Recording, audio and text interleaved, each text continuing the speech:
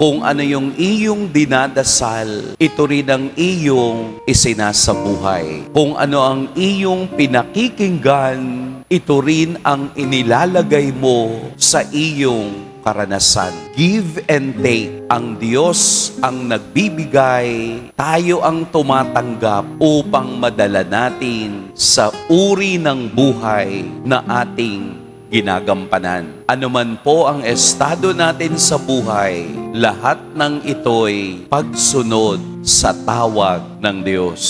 Hindi maingay, pero tunay ang kalagayan. Tahimik pero umaapaw ang kabanalan. Hindi halata, hindi nagpapakita ng kayabangan, pero tunay ang intensyon sa buhay. Ito yung uunahin natin. Ito yung itatama natin sa pagtawag ng Diyos araw-araw. Mag-iingat po kayo, pagpalain tayo ng poong may kapal.